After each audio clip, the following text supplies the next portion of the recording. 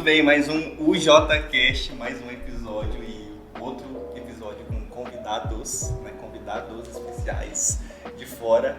E o tema que a gente vai falar hoje é relacionamento entre pais e filhos, né? Pais e filhos. Não é música do Legião Urbana, mas é relacionamento pais e filhos.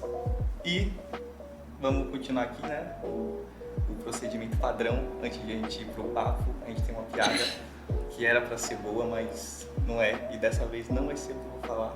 Dani, por favor. Davi, o que o pagodeiro foi fazer na igreja? Não sei. Uma piada bem internacional. Ele foi cantar pra God. Depois dessa, né, vamos apresentar os convidados logo. Muito bem, senhoras e senhores, estamos aqui com Wallace, Juliaren e Sheila. O Wallace e a Sheila são casados há 25 anos. Juntos eles têm 3 filhos e um netinho. O netinho é o Dominique, correto? Falei certo? Isso aí. Então, o Wallace é pastor na igreja Templo Batista Bíblico, lá em São Paulo, São José dos Campos.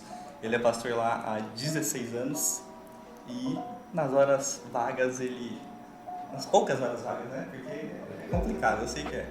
Ele dá uma de ciclista aí, né? E a Sheila é viciada em um bom japa. Não chega a ser um ídolo do coração, né? A gente vai ver que não é um ídolo do coração, mas gosta de um bom modo de fala. Chega a ser um vício.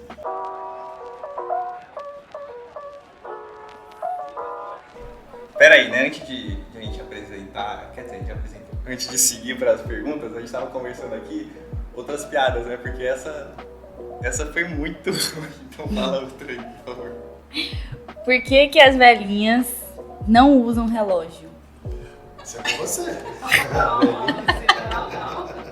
É casado com uma avó já, né? Eu não sei responder. Ninguém sei quem responder. Tá bom. Não sabe? Não. Porque elas são senhoras. Muito boa. Tem que admitir, a piada é boa. Seu comentário foi péssimo. Pronto, já tenho uma próxima mensagem minha. Aí, ó, fica a dica aí, já. Eu esqueço todas, mas eu vou anotar Aí a aí. gente passa o link depois. É. Mas muito bem. Sejam bem-vindos aí. Obrigado A gente por que aceitarem. agradece. Obrigado. Então, para começar aqui o papo, vamos para uma pergunta que eu acho que ela vai abordar praticamente todo o assunto, né? Qual o propósito do relacionamento entre pais e filhos? Boa pergunta. Boa pergunta, mas a gente tem que pensar não de maneira pragmática, pensar assim, o que um pai e um filho faz junto. A gente tem que pensar como a Bíblia fala disso. Quando Deus criou a humanidade, Ele criou a humanidade estabelecida no relacionamento entre marido e esposa. Nunca houve humanidade de uma única pessoa. Desde o 6º dia da criação, a humanidade sempre é o casal. E Deus deu alguns decretos, algumas ordens para a humanidade. Eles tinham que administrar e gerenciar toda a criação, responsáveis por toda a liderança da criação, tinham que cultivar a terra para poder se alimentar e se desenvolver, mas também tinham que se multiplicar. Então, a maneira como o ser humano iria povoar a terra era por meio do casamento com a vinda dos filhos. Quando os filhos vêm, então a gente tem que pensar que eles vêm para dar continuidade à missão dos pais. Então, o relacionamento dos pais e filhos começam a ser entendidos por meio da missão que a humanidade recebeu e que os pais receberam. O propósito de Deus para a criação do homem e mulher é poder refletir a imagem de Deus, representar a imagem de Deus e reproduzir essa imagem nas próximas gerações. A razão pela qual um pai vai andar com o filho é porque Deus deu como tarefa para os pais ajudar a próxima geração a conhecê-lo e a servi-lo. Deuteronômio 6, versículo 4 diz que um pai ensina que existe um único Deus, ouve Israel, o Senhor Deus é o único Senhor, e o pai então ensina esse filho a amar Deus sobre todas as coisas, e amarás teu filho de todo o coração, de toda a alma e de todo o entendimento ou a sua força.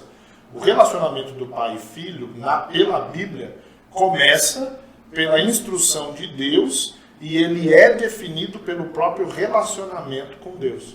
O pai tem uma tarefa de preparar o filho para ser um adulto maduro que vai dar continuidade a essa representação da imagem de Deus na Terra. Eu gosto de pensar no relacionamento pai e filho não como algo em si mesmo, não tem a ver só com o relacionamento pai e filho, é além disso, né? Então, relacionamento pai e filho é para que Deus seja conhecido e transmitido a uma próxima geração. Então, quando eu penso nisso, não está ligado ao relacionamento dos dois, né? Pai e filho, em si, não é só social, não está em si. E eu acho que isso é importante de ser dito, porque geralmente se deseja filhos para si. E o relacionamento, o propósito desse relacionamento não tem a ver com o relacionamento em si, né? É para além disso. Tem um algo maior. Tem um algo muito maior, né? Que tem a ver com o próprio Deus que deu os filhos, né? A vida que Deus criou e deu aos pais, então, para Ele mesmo. E até assim, a gente vive numa cultura onde as pessoas são fortemente influenciadas, né?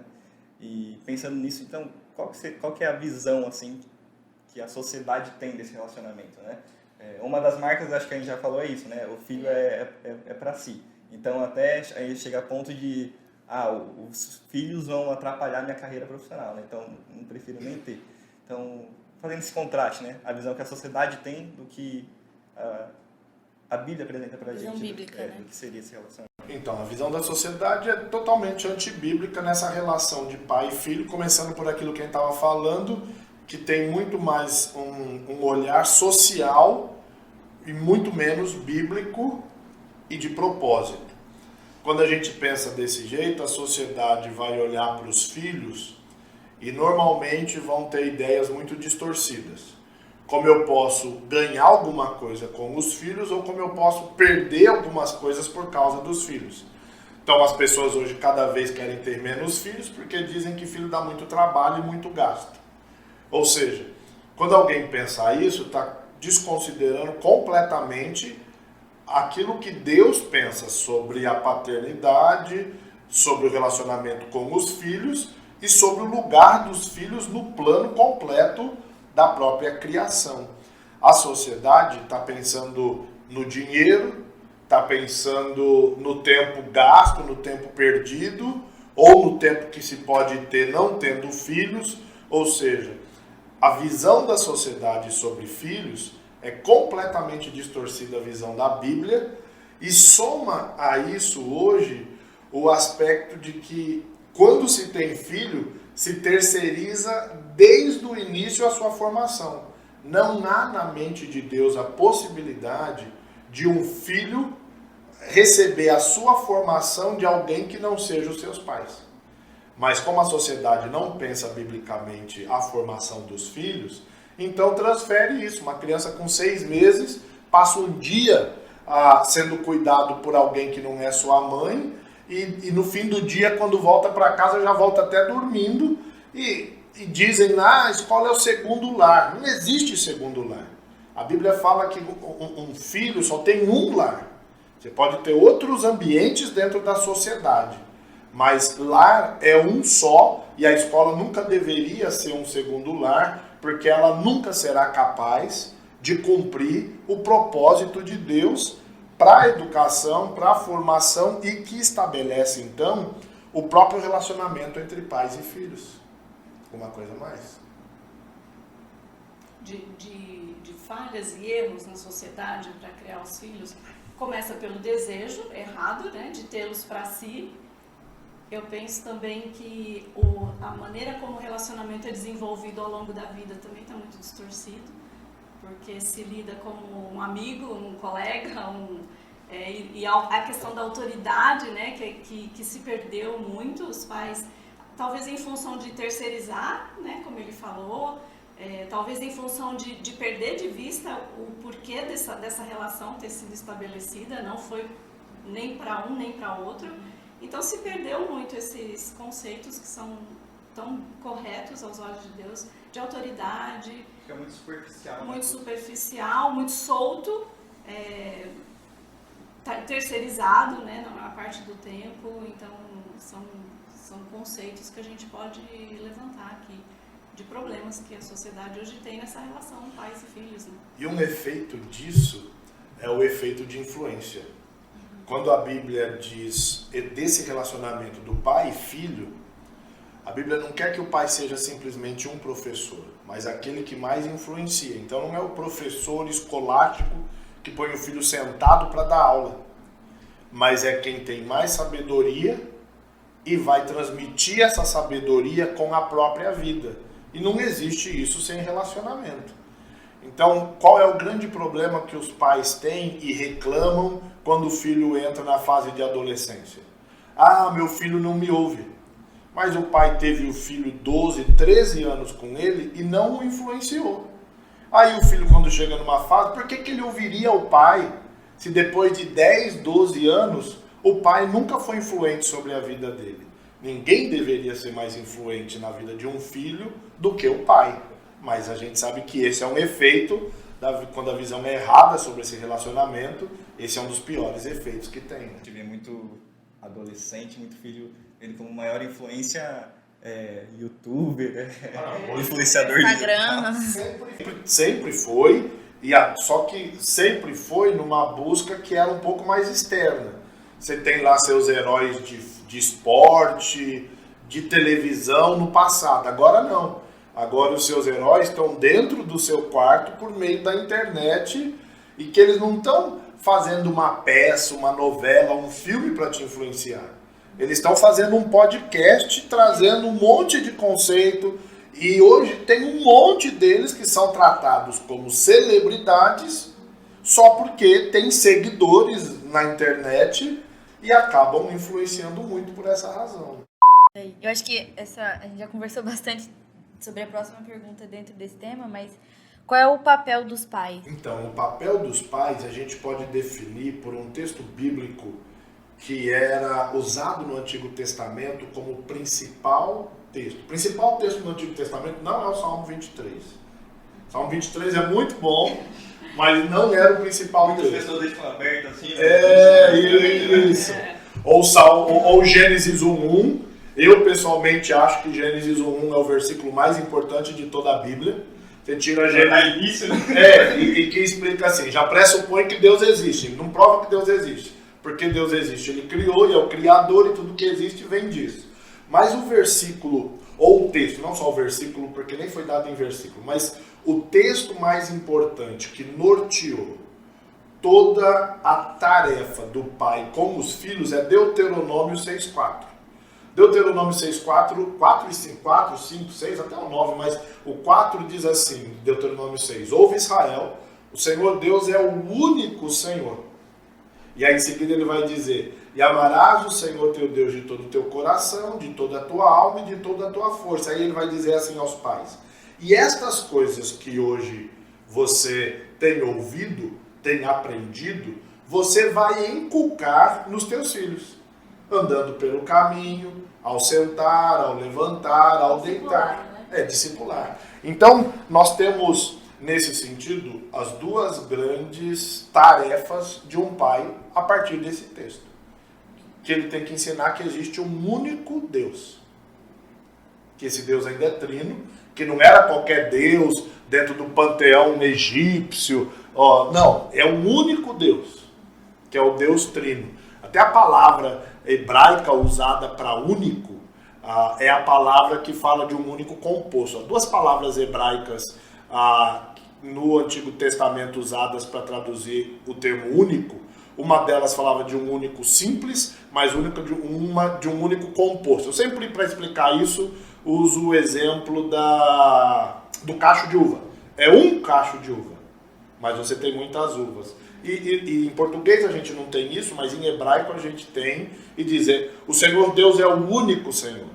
Então quando vai falar da referência de Deus, traz a referência da própria Trindade, e essa é a lição principal. Existe um único Deus, Criador dos céus e da terra, e como o Filho se relaciona com esse Deus.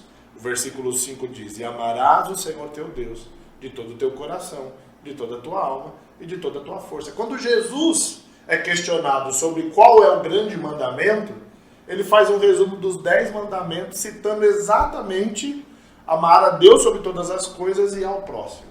Então a tarefa dos pais é ensinar que existe um único Deus e ensinar o filho a amar esse Deus acima de todas as coisas. Tudo que nós fazemos no aspecto social, educacional, físico, material, precisa partir desse ponto. Senão vai ficar muito solto. Qualquer um pode fazer de qualquer jeito, indo por qualquer caminho. E quando fica solto, você não acerta o alvo, porque você não sabe onde quer chegar, né? Então, eu acho que essa é uma falha. A gente se prepara para muitas coisas na vida. Está preocupado com o futuro de diversas maneiras, mas às vezes não se preparou para isso e não está concentrado no que eu vou fazer.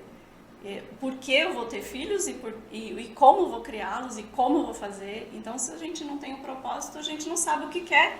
E aí o filho chega com 14 anos e as coisas estão dando errado e não sabe por quê. Às vezes porque demorou de começar a de fato ter um rumo, né? Uma direção, um propósito para esse filho. A gente não pode esperar 7 anos, né? 10 anos. É no berço, é antes do bebê chegar. Tem que ter tudo isso que a gente já conversou aqui muito claro, né? Para que as coisas realmente aconteçam como Quando a gente tem isso em mente, a gente entende o seguinte: por que eu corrijo uma criança? Não é só porque a criança está fazendo barulho, está mexendo onde não deve.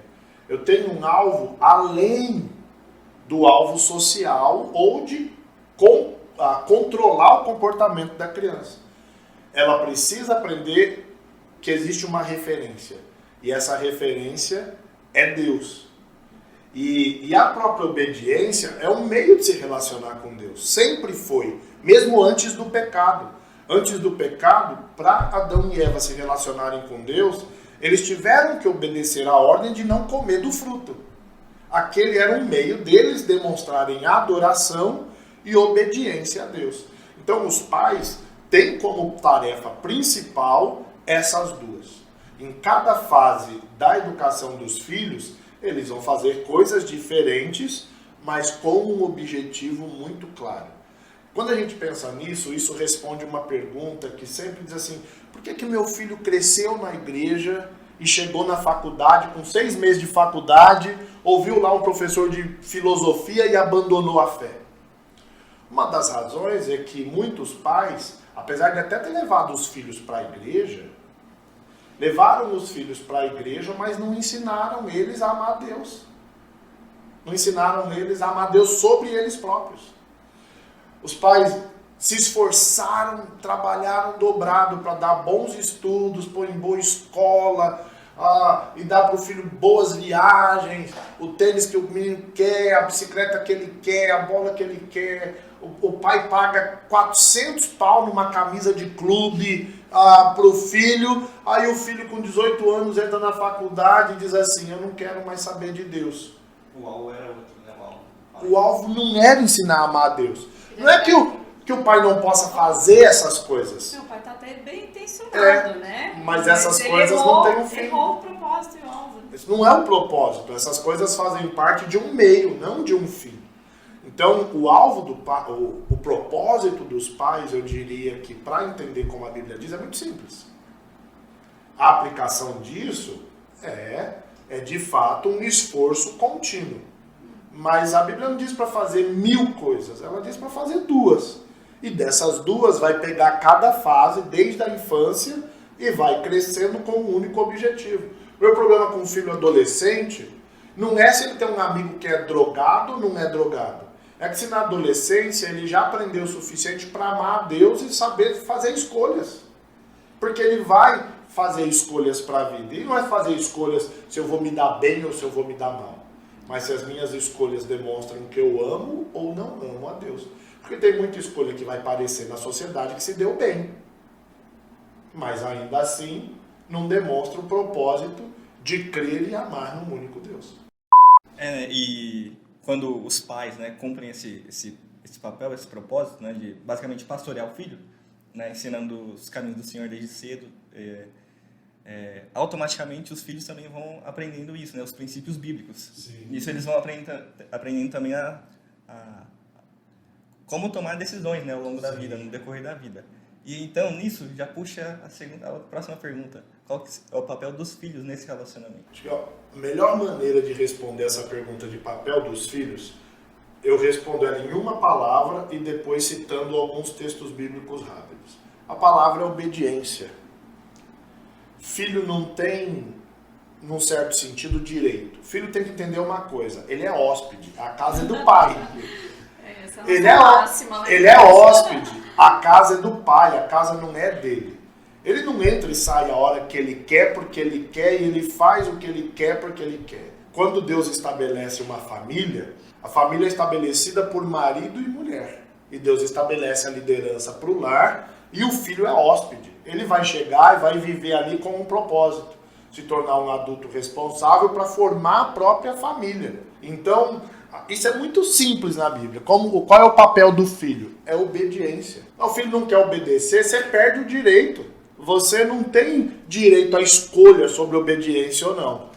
Então eu falei que era uma palavra e alguns textos. Os textos, para mim, os de Provérbios, nos ajudam muito a entender o papel do filho. Provérbios é escrito assim, eu não vou dar tanto detalhe, mas os capítulos 1 a 9 de Provérbios nos mostram um pai ensinando os filhos. Nós vamos ter muitas vezes a expressão filho meu, filho meu, filho meu. Então, Provérbios, ele nos mostra qual é a tarefa do filho, dar ouvidos aos pais. Provérbios 1, Salomão se apresenta, fala o propósito do livro de Provérbios, e aí ele diz assim, filho meu, versículo 8, ouça o ensino de seu pai e não despreze a instrução de sua mãe, porque serão um diadema de graça para sua cabeça e os colares para o seu pescoço. Aí lá no capítulo 2, ele vai dizer a mesma coisa no versículo 1. Meu filho, se você aceitar as minhas palavras e guardar no seu coração os meus mandamentos, se você der ouvidos à sabedoria, inclinar o seu coração ao entendimento, sim, se você pedir inteligência e gritar por entendimento, se buscar a sabedoria como a prata e procurar como se procuram tesouros escondidos, então você entenderá o temor do Senhor. Achará o conhecimento de Deus. Porque é o Senhor que dá sabedoria. E da boca do Senhor vem o conhecimento e a inteligência. Então, qual é o papel dos filhos? Obedecer. Mas obedecer o quê? Obedecer aos pais que estão ensinando a eles a palavra de Deus. É claro que isso tem sempre uma implicação. E quando o pai não ensina a palavra de Deus? Se esse filho é salvo, você ainda tem como ajudar ele, mas a gente pode desenrolar isso mais para frente um pouco. A concentração aqui é o filho, ele presta contas a Deus por obediência. Vamos lembrar do quarto mandamento? O quinto mandamento. O quinto mandamento é que o filho tem que honrar pai e mãe. E é um mandamento com promessa. Como o Provérbios está dizendo aqui, o filho que dá ouvidos aos pais tem os seus dias prolongados. O filho que não dá ouvidos aos pais, o próprio Deus já disse no quinto mandamento que Deus vai julgar a vida. E eu sempre tive para mim assim, não é que simplesmente alguém vai morrer muito cedo, apesar que isso é verdade. A maior taxa de mortalidade não é entre os mais velhos, pessoas com 70 e 80 anos, mas jovens entre 15 e 25. Isso não é só no Brasil. Isso você vai olhar em vários países no mundo. Se morre muito mais pessoas entre 15 e 25 anos do que entre 70 e 80. Então, eu acho que é uma resposta mais direta sobre pensar no papel dos filhos. Voltando para a questão da sociedade, mas a sociedade não diz que todo mundo tem seus direitos. Lá na sociedade guiada pelo diabo e pela mentalidade do mundo tem. Fica a sua escolha. Só que quem é guiado por Deus só tem uma referência, a palavra de Deus. E a palavra de Deus diz que o filho não tem direito de escolha se vai obedecer ou não. Ele precisa honrar o pai, mesmo quando ele não pode fazer exatamente o que o pai quer. Um pai incrédulo quer que ele fume um cigarro, e aí ele tem uma autoridade superior que é revelada pelas Escrituras. Nesse sentido, ele vai buscar referências sempre melhores, né? Ou maiores. Então, ele busca no pai essa referência, né, do próprio Deus até, né? Dessa figura, né, de autoridade e de quem está ensinando ele a conhecer a Deus, a amar a Deus. Mas se ele não encontra no pai e é um salvo, então ele vai buscar essa referência ainda, né? São atitudes. Se ele não tem um pai salvo, é a mesma questão. Deus continua sendo essa referência pelas Escrituras e a igreja vai fazer esse papel de autoridade. Muito bom. Acho que já respondeu, né, essa pergunta aqui. Que seria, criando aqui uma hipótese, né? Eu sou crente, mas meus pais não. Como que deve ser meu relacionamento com eles, né? Ok, o melhor possível. É aqui que eu diria que a exigência é maior. A exigência é maior por algumas razões. A primeira delas é o mandamento. A Bíblia não diz assim, honra seu pai e sua mãe se eles forem crentes. Diz, honra seus pais, honra seu pai e sua mãe. E é um mandamento para a humanidade. Para Israel como povo de Deus, mas um mandamento, todo filho vai ser cobrado disso. Então, honra seu pai se seu pai for um bom pai, não for alcoólatra, isso e aquilo. Não, o texto diz para honrar. Agora, é simples honrar um pai, que eu vou começar aqui com um exemplo assim, um pai que não é salvo. Ele não precisa ser uma pessoa violenta, nada disso. Um pai que não é salvo. Ele vai ter uma cosmovisão completamente diferente da do mundo. Seus valores para a vida, seus pensamentos, seus desejos, sua agenda, tudo isso para a vida dele como pai vai ser diferente. Ele vai querer que o filho, de alguma maneira, o siga. Então, o filho primeiro tem que lembrar o seguinte, não importa quem seja o meu pai, eu preciso honrá-lo. Honrar o pai nem sempre vai significar obediência. Pensando num pai que é incrédulo, que é agora o ponto que nós estamos falando. Se o pai é incrédulo e quer que eu vá com ele na religião dele, que adora um monte de imagens, ou que tocam os batuques lá e evocam os espíritos, eu tenho outra fé, mas o meu pai continua sendo pai. Isso nunca vai ser simples. Nunca vai ser simples. Eu preciso, com sabedoria e respeito, comunicar isso para o meu pai. Eu não tenho como te acompanhar porque eu creio diferente e explicar. Não precisa ser uma briga. Talvez um pai possa querer provocar mais um debate, uma verbalização mais agressiva, mas o filho sempre terá que buscar sabedoria. Então, primeiro, na honra. Segundo, na sabedoria em como tratar o pai e como encontrar meios práticos de sempre ser respeitoso, mesmo quando tiver que discordar. E a comunicação direta é o melhor meio, a conversa. Agora, é claro que nem, principalmente falando de pais homens, a conversa é fácil, porque muito homem é calado, muito homem é muito grosseiro na maneira de falar, e aí esse filho vai ter que entender que é uma situação difícil mesmo de ter. Ele faz a parte dele, mas ele não pode garantir que o outro lado vai fazer também. Mas ele tem que ter a consciência de fazer aquilo que é possível da parte dele. Então, jovens crentes que não têm pais crentes, ou pais que vão à igreja, mas não são modelos espirituais, eles têm que entender assim, eu não posso perder a honra, porque eu estou quebrando o mandamento. Eu tenho que buscar sabedoria no relacionamento e na comunicação e entendimento de como eu posso obedecer, e quando não souber a decisão a tomar, procura conselho, procura a liderança do grupo de jovens, procura o pastor e outros líderes na igreja que são maduros, que vão poder orientar. Olha, eu estou com um problema assim, meu pai quer isso, eu quero aquilo. eu não quero desonrá-lo, mas eu não posso fazer o que ele quer. Então eu não sei também como fazer isso e não precisa passar por isso sozinho. Pode dividir isso com outros para ajudá-lo a tomar decisões corretas. Eu acho que isso na prática ajuda muito, né? É um conselho prático esse, né? Como eu faço? Não fica sozinho, né? Busca ajuda.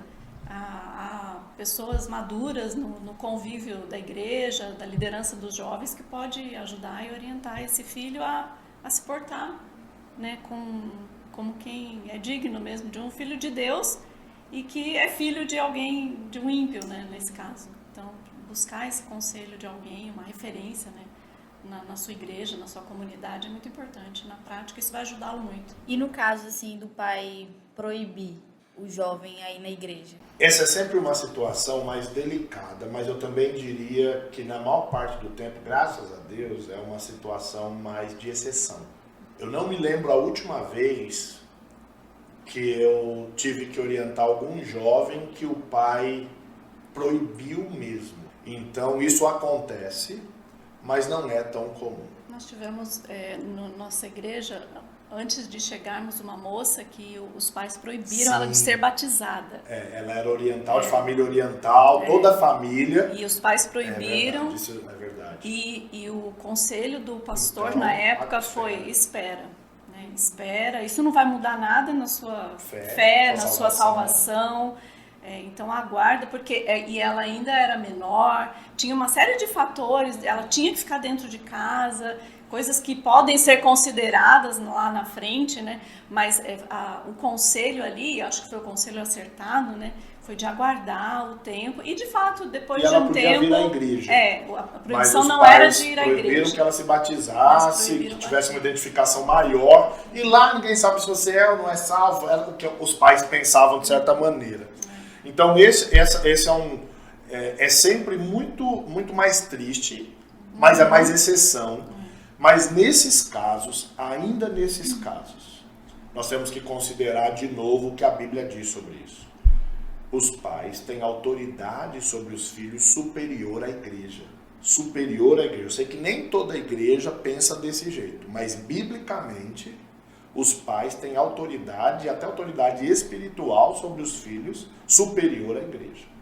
Se um pai que é incrédulo proíbe o filho de ir à igreja, esse filho com muita sabedoria dá os mesmos passos.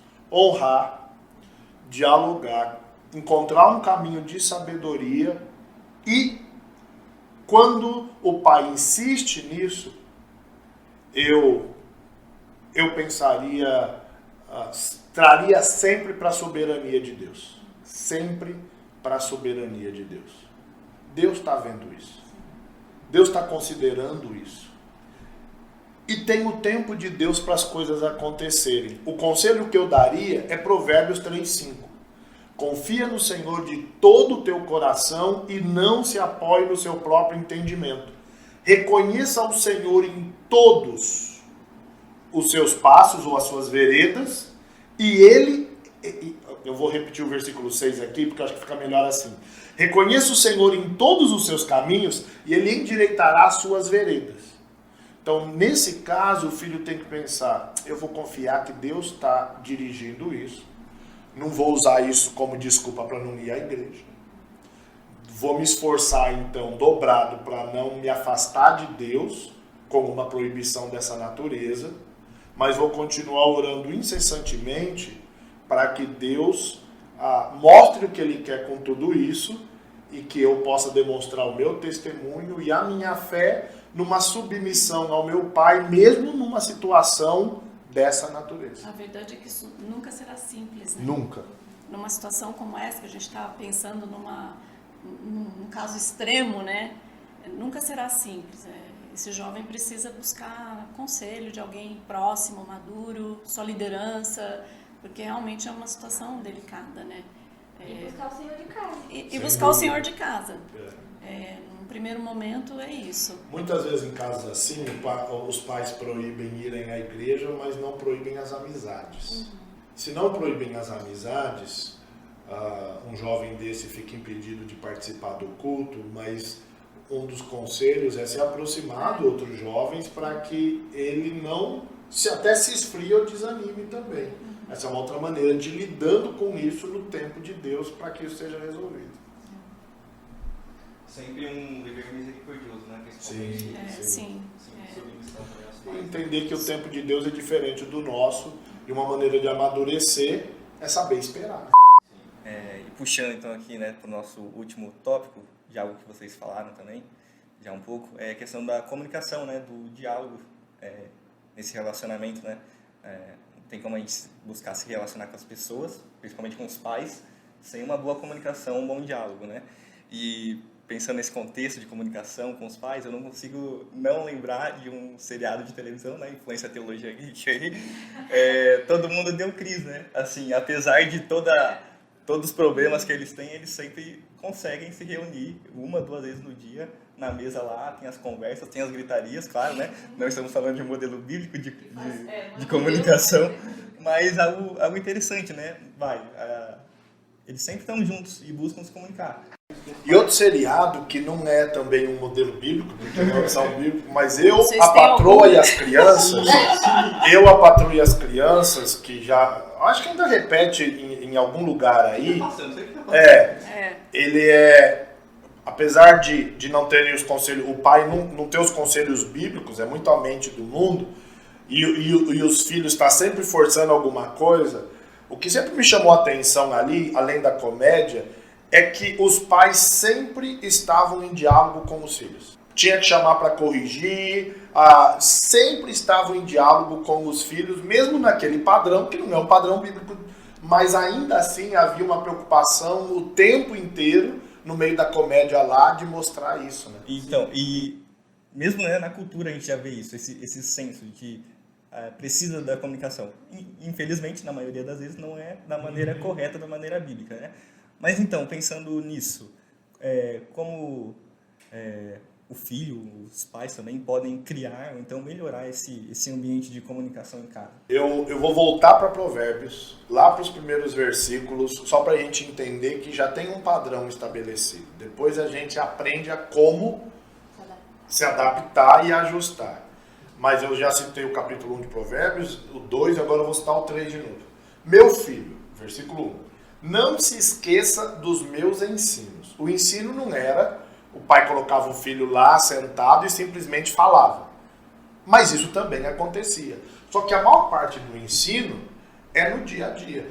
Na cultura e no contexto de Provérbios, eles estavam muito mais próximos do modelo de Deus do que o nosso.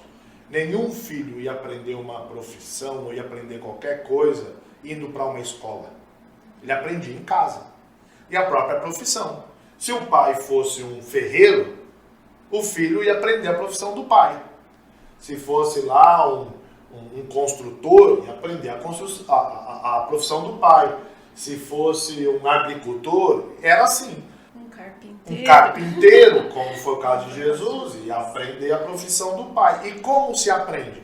Vem andar comigo. Desde criança, o filho ia fazer isso. Então, essa comunicação, ela antes até de como falar e ouvir, ela depende da convivência, de estar juntos.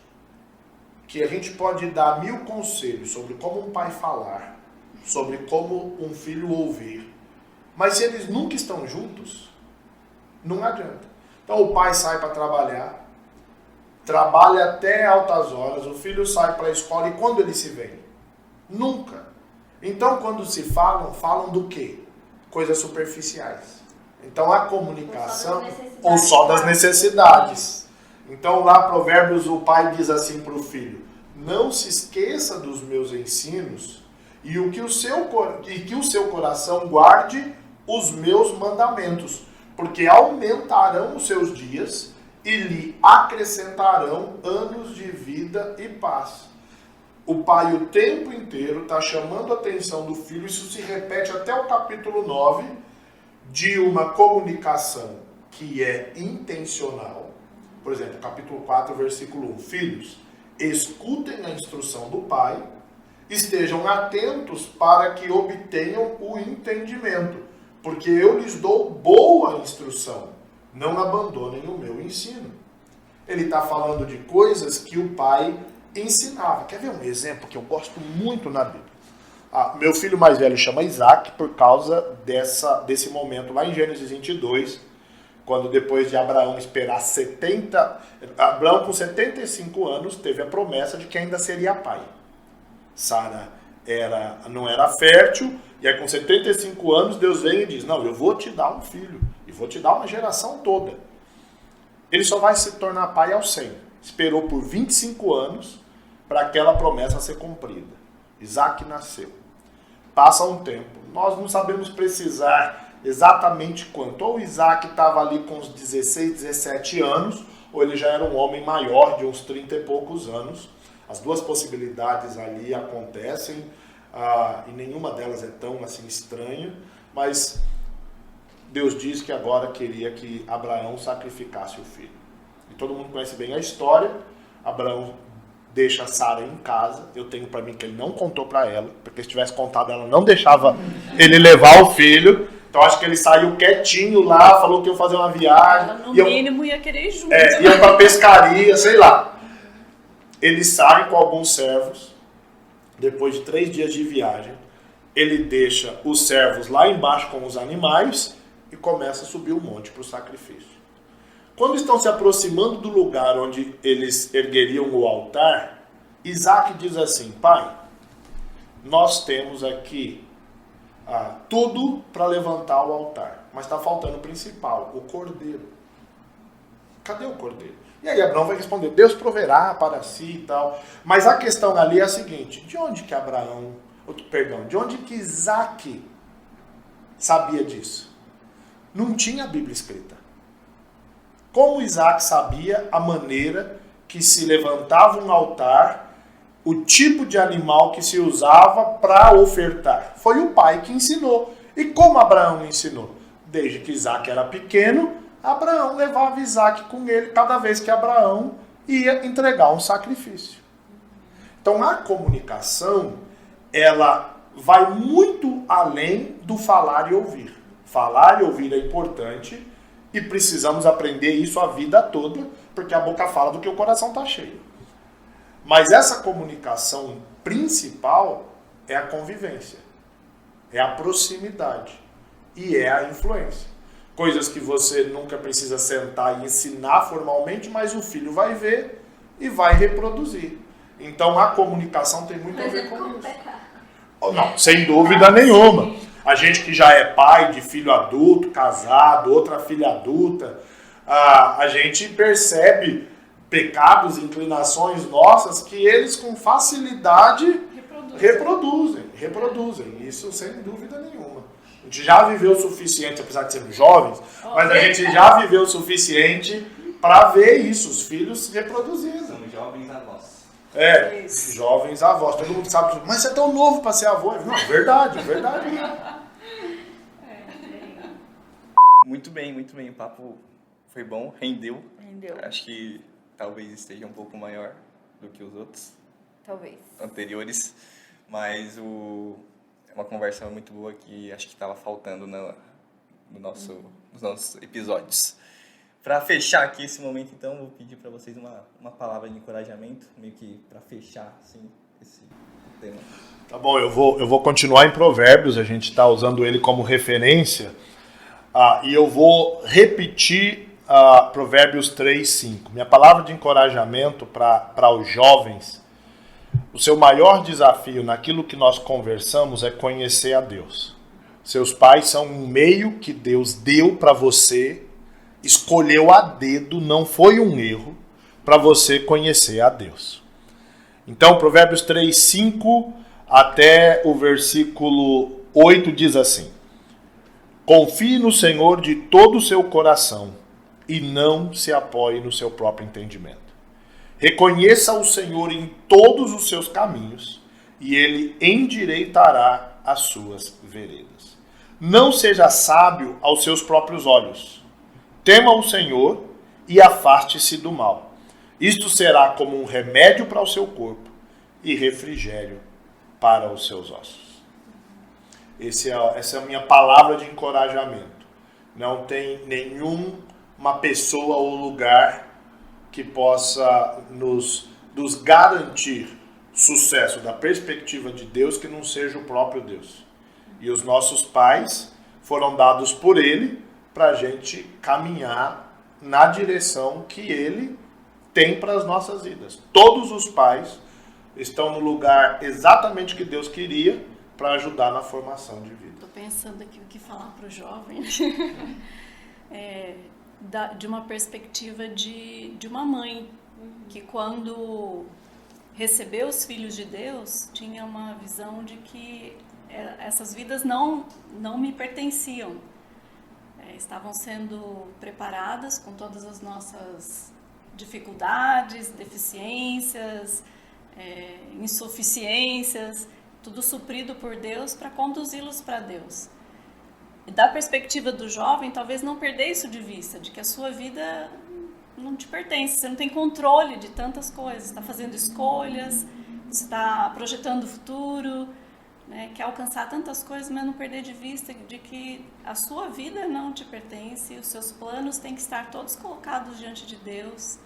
Assim como do lado de cá, como pais, não podíamos perder de vista a perspectiva de que suas vidas pertencem ao Senhor, você também não pode perder isso de vista, de que a sua vida pertence ao Senhor, os seus planos são dele, ele tem alvos para a sua vida, o principal deles é que você o represente nesse mundo, o conheça nesse mundo, né?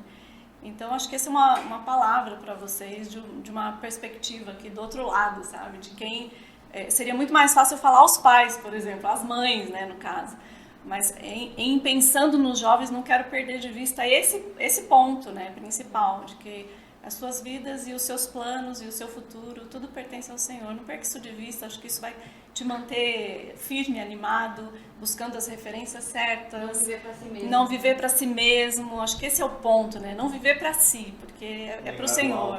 Lembrar do alvo maior, que foi, acho que, o início da nossa conversa aqui, foi pensando nesse alvo maior, né?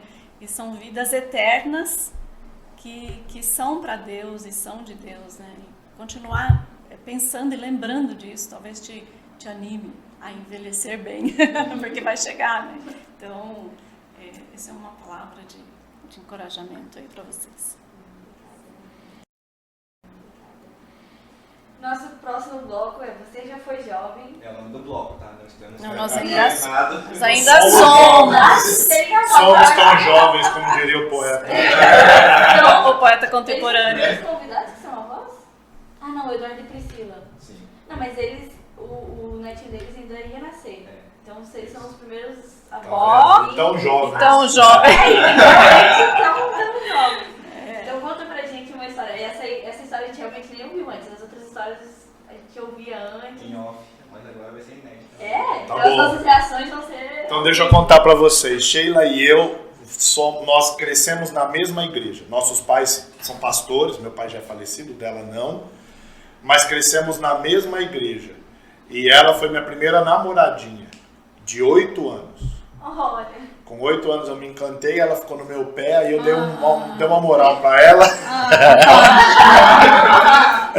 Mas a gente era muito criança, obviamente, aquilo não tinha... Mas nós passamos a nossa adolescência, nunca namoramos sério na adolescência, mas uma coisa que eu senti, ela não, porque o pai dela era muito mais firme com isso, e aonde eu já fui jovem e o que eu vivi que não foi legal, tive que experimentar isso. Meus pais me soltaram muito cedo, eu com 12 anos comecei a trabalhar, e aí como eu comecei a trabalhar, e comecei a ganhar dinheiro e autonomia. Eu com 14 anos era totalmente livre para fazer o que eu queria. Mesmo um pai pastor, a gente na igreja, eu me afastei do evangelho por 3 anos, essa é uma outra história que eu posso contar uma outra vez. Mas os meus pais acabaram me deixando. Eu sou o segundo de 4 filhos homens. Então, todos nós começamos a trabalhar muito cedo e tivemos uma vida muito autônoma. Passamos toda a nossa adolescência muito autônomo. Deus me chamou para o ministério quando eu tinha 12 para 13 anos. Então, quando eu terminei o ensino médio, e aí eu fiquei 3 anos fora da igreja, eu voltei para os caminhos do Senhor e entendi que eu devia... Aí me reconciliei com Deus, E aí fui pro seminário e tudo mais. Eu fui pro seminário com 18 para 19 anos, e aí me formei e assumi o pastorado. Sheila e eu passamos esse tempo sabendo que tinha alguma coisa a mais para nós, lutando muito com isso, uma adolescência sem muita direção, mais da minha parte do que da dela, ela sempre ficou firme com o Senhor. Mas aí, quando eu estava no seminário, nós nos reencontramos, a gente até liderava os jovens juntos, líder de jovens, e aí entendemos, não, agora é o momento para isso. Então, fomos jovens que a gente passou, começou muito cedo, mas nunca foi nada... Com 8 anos. Nunca foi nada sério de compromisso, mas os sentimentos tinham, e aí depois com 21 anos... Com 21 anos, aí então começamos um relacionamento sério. Em um ano ficamos noivos e nos casamos no ano que eu estava me formando no seminário. É uma história que marca a nossa juventude toda e que traz muita lição. E infância, né? E infância. Fim de infância. E que fique claro que isso não é exemplo. A gente conta para os nossos filhos e diz, isso não foi legal. Deveriam ter sido mais firmes conosco. Isso, Isso aí. Então, vamos agora então para o Indique 3. Indicar um livro, um filme e uma música. A gente não lembra se a gente combinou, mas vocês já pensaram, né? Tá bom. O meu filme que eu indico é Senhor dos Anéis. Vamos primeiro o Wallace e depois... Tá bom. Pode ser pra Pode. Eu já gostei do filme que ele falou. Senhor dos Anéis. Agora você não acha mais filme bom? Senhor dos Anéis. Peraí. Novidade pra você, não sei se você sabe, tá no momento que a gente tá gravando isso. Mas vai chegar a versão estendida do HBO. Eu ouvi falar, como você também tá falando de gravar Crônicas de Nárnia, a série de Crônicas de Nárnia, né? Mas com a pandemia ficou tudo muito perdido. Mas Senhor dos Anéis é um daqueles clássicos que... Se alguém quiser maratonar e tiver 9 horas livres, só dá pra maratonar, tem que ser... Ou 12, e também tem a estendida. Esse é o meu filme de indicação. Um livro de indicação, eu vou de verdade, sem querer ser assim piegas, mas Provérbios na Bíblia, a Bíblia é o livro. Nenhum jovem vai ter uma formação madura e espiritual sem conhecer a Deus. Ouça, filho meu. Não se conhece Deus sem a Bíblia. Então, obviamente, precisa ler mais a Bíblia do que ler. E Provérbios tem muito conselho prático para a vida. Muito conselho prático para a vida. E um livro que não é, e aí falando fora da Bíblia, que não é sobre pais e filhos, mas um livro que é interessante, que até tem um pouco de perspectiva de aprender a lidar com o sofrimento, mas que aponta muito a um plano soberano de Deus para a vida, independente do que aconteça. Confiando em Deus, do Jerry Bridges, publicado pelo Nutra. É a minha indicação de livro.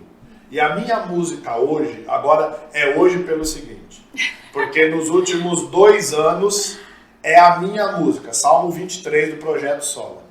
Se o Senhor é o meu pastor, aquilo que eu não tenho, eu não preciso. Porque se o Senhor é o meu pastor, Ele sabe do que eu preciso e eu vou ter na medida que Ele entende que eu preciso ter. Então, nos últimos 2 anos, é a minha música do Projeto Sola, Salmo 23. Eu acho que o nome da música nem é Salmo 23, é só 23 do Projeto Sola. São as minhas indicações. Então, música 23, ou Salmo 23, Projeto Sola, Senhor dos Anéis, livro Confiando em Deus, do Jerry Bridges, e a Bíblia, e ler Provérbios. Provérbios sempre é muito precioso. Todo jovem devia ler Provérbios inteiro, pelo menos uma vez no ano. Eu gosto muito de Provérbios e tenho uma história também assim, com Provérbios, porque foi quando eu estava começando a desenvolver o hábito de leitura bíblica, foi o que meu pai me indicou. Não, você vai ler Provérbios e você vai grifar todos os versículos que começam com ouça, filho meu. Ouça, filho meu. Os nossos devocionais em casa com os filhos, Provérbios, e todo ano a gente para ler Provérbios, todo mundo junto. Muito legal. E Sheila, agora, livro, filme, música. E as meninas vão gostar. Da Jane Austen, Orgulho e Preconceito. Já foi indicado? Não foi indicado, não. Ai, que bom. Mas assim, penso que muitas já viram, mas é um filme que vale a pena ver de novo. Sempre vale a pena, um bom texto, clássico. longo. Eles gostam de filmes longos. Isso, filme bom. Filme bom, acho que vale a pena. O livro também, eu vou indicar uma leitura clássica, não tão simples, mas eu acho que vale a pena, que é Cristianismo Puro e Simples, de C.S. Lewis. É um livro que, para não ficar falando muita coisa dele aqui, porque realmente é um livro mais denso, mas vale a pena. Se você absorver só 5% da leitura, já valeu. Né? Ele vai filosofar bastante, mas ainda acho que vale a pena. É um livro que eu penso que todo cristão deveria ler. A gente talvez não concorde com tudo, mas é uma boa leitura. Vai ter, entre tantas coisas, virtudes ali que são tão importantes da gente considerar, ser desenvolvida. Né? São virtudes cardeais mesmo para a vida do cristão, alguns pontos teológicos para quem gosta mais. Acho que é uma leitura interessante de fazer. A música, eu não estou na mesma vibe que o Wallace, que eu tenho uma música... que eu tenho uma música dos últimos 2 anos. Não tem isso, mas tem um estilo de música que eu gosto mais. Agora acho que eu vou revelar um pouco da minha fase. Eu vou indicar uma música do Guilherme Kerr. Ele gravou umas 5, 6 músicas em inglês. E uma delas eu gosto bastante do estilo. O nome é Clear Picture. É um álbum bem pequeno do Guilherme Kerr. Acho que uma música tranquila para descansar. Acho que vai essa indicação hoje para vocês. Então, Cristianismo Puro e Simples, C.S. Lewis, Orgulho e Preconceito, Jane Austen, e a música Clear Picture do Guilherme Kerr. muito bom. E o nosso último bloco, do podcast é o Minuto de Fama, que vocês são famosos aqui por 1 minutinho. Vocês podem mandar um beijo pra quem vocês quiserem. Esqueceu de falar no nosso contrato que incluía o cafezinho pós. Mas vocês têm que mandar um abraço pra gente também. É meio que obrigatório, entendeu? De livre e assim. espontânea vontade. Então. Eu vou mandar um abraço então para os jovens aqui, de Cachoeirinha. E para os meus lá no TBB em São José dos Campos. São muito queridos. A gente ama muito, gosta de estar cercado deles. E então vai um abraço para os jovens aqui em Cachoeirinha e lá em São também. José. Isso mesmo. E vocês, obrigado pelo convite, pelo papo. Bem gostoso. O assunto é bom, rende bastante. Deus abençoe vocês com o ministério, com as ideias aí, as iniciativas. A iniciativa, possa edificar os seus jovens. Netinho de vocês, gente. Um abraço pro Dom. Um abraço pro Domzinho.